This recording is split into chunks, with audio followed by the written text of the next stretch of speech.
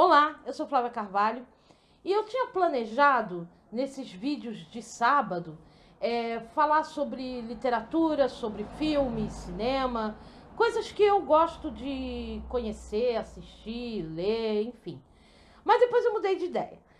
Eu vou falar sobre isso, mas eu fiquei pensando que eu queria utilizar esse espaço do sábado para falar sobre diversos assuntos, né?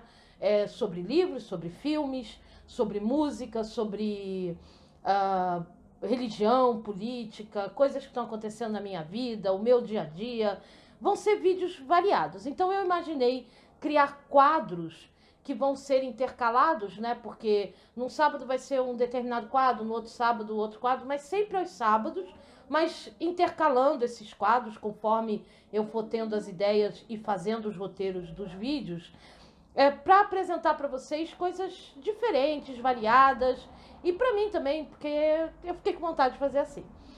Eu espero logo, mas acho que não vai ser tão breve, tá num outro cenário que a gente está preparando especialmente para eu gravar os vídeos, né? Que a gente vai preparar para gravar os vídeos, mas por enquanto eu vou gravando aqui mesmo no quarto e a gente segue com os vídeos. Mas nesse vídeo eu quero tratar com vocês sobre a questão de vida e morte, né? São questões que eu sempre penso, sempre reflito sobre isso, principalmente quando a gente tem algumas perdas.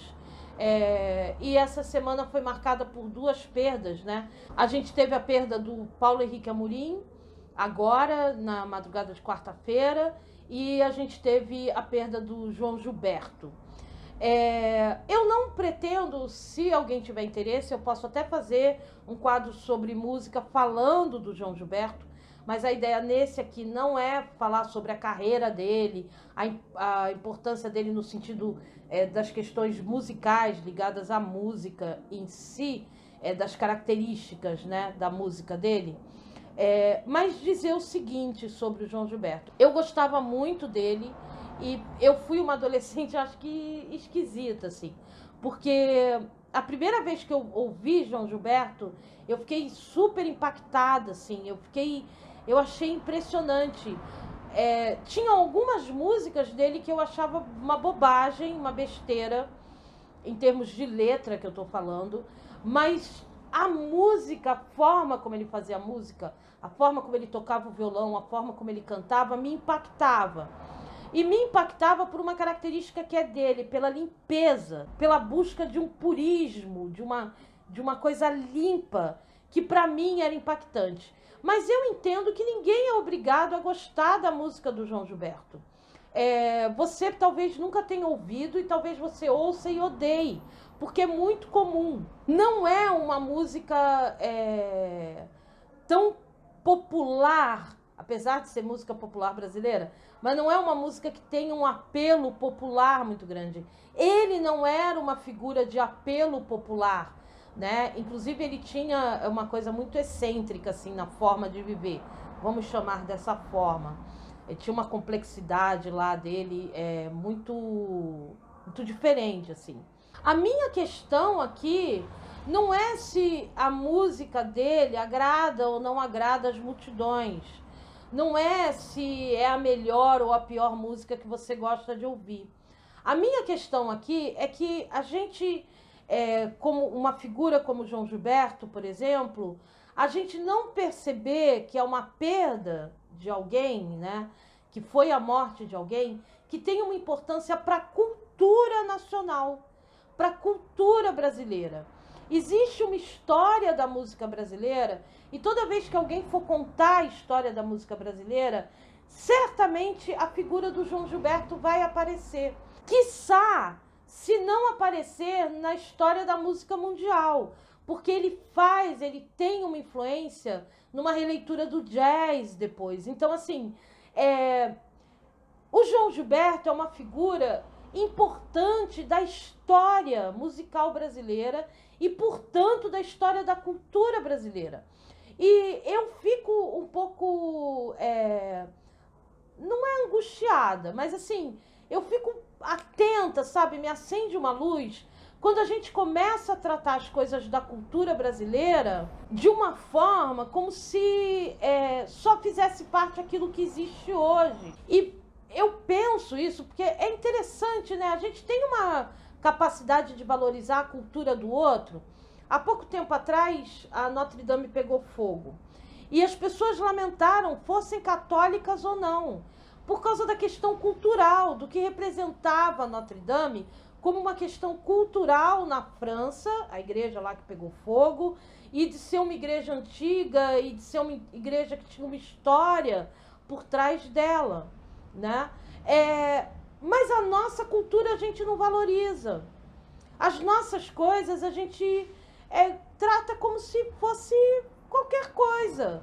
Ah, morreu aí, nem sei quem é, cara chato. Eu vi comentários de pessoas falando assim, eu odiava a música dele, tenho que lamentar, assim, tipo, dane-se, sabe? Cara, independente se eu gosto ou não, eu preciso olhar e entender que aquilo faz parte de um patrimônio cultural, que aquilo faz parte da nossa cultura.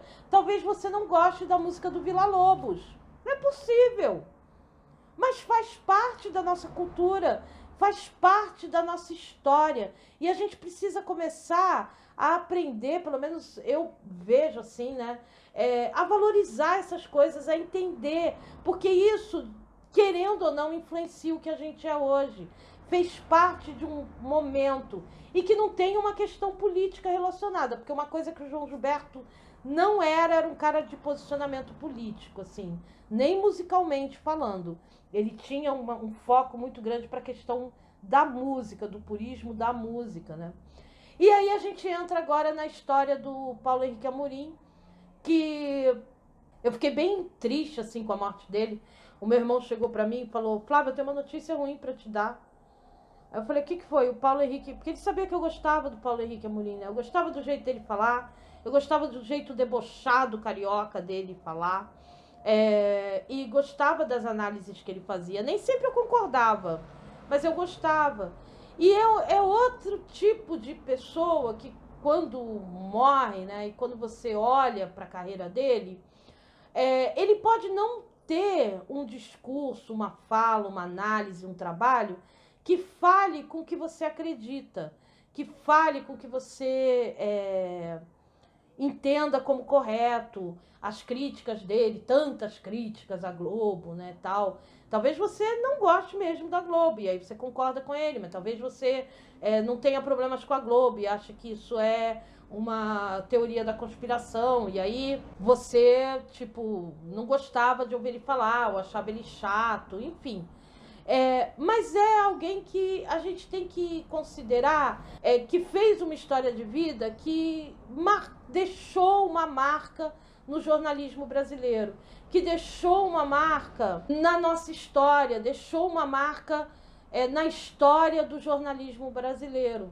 E eu acho que é honroso a gente ter a capacidade de prestar as nossas homenagens a essas pessoas, fazer a nossa deferência à história que elas construíram.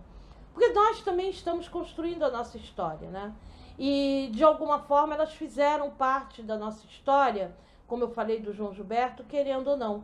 E viver e morrer tem, para mim, essa conotação, assim. O povo judeu, quando você lê o Velho Testamento, eu gosto muito de ler a Bíblia, né?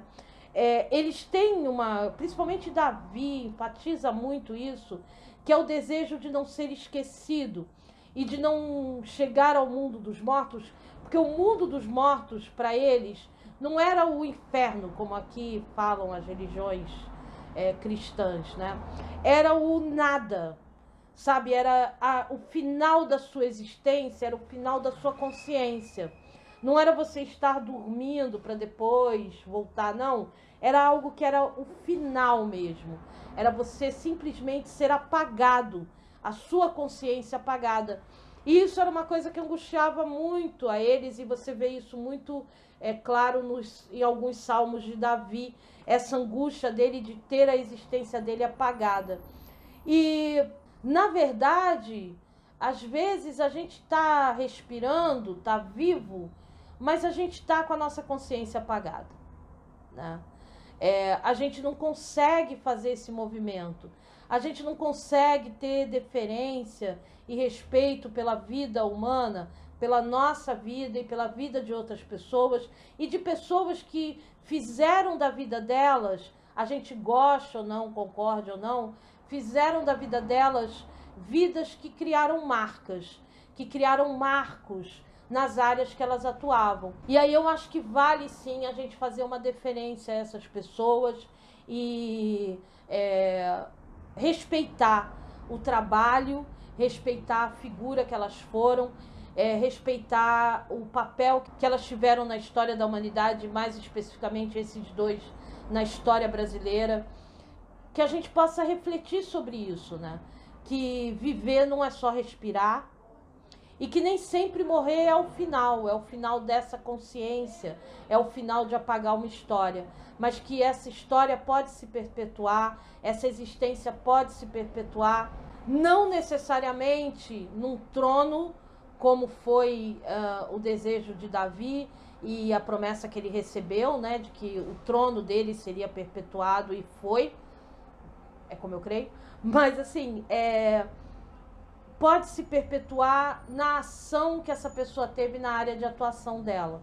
E a gente conseguir também pensar nas pessoas que marcaram nossa história, pessoas que nós perdemos, né? E que merecem uma deferência pela marca que deixaram na nossa história. Pessoas mais próximas, eu quero dizer, né? E a gente ser capaz de viver essas perdas, mas entendendo da contribuição que essas pessoas deixaram, da marca que essas pessoas deixaram.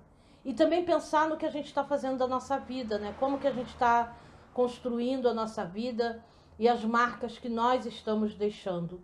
Quais são essas marcas? O que fica depois? Porque a gente não leva nada, né? Então era isso que eu queria falar com vocês nesse primeiro vídeo de sábado. Eu vou fazer outros vídeos falando sobre vida e morte, vários aspectos da vida e da morte, e como eu lido com isso, e tenho algumas ideias já. Se você gostou, deixa o seu like, se você quiser deixar o seu comentário, se inscreve no canal, que isso ajuda o canal a crescer e alcançar mais pessoas. Ativa o sininho se você quiser receber as notificações dos outros vídeos que eu colocar. E mais uma vez, obrigado por você ter assistido. Um grande abraço, se cuida, fica bem, vive e até o próximo.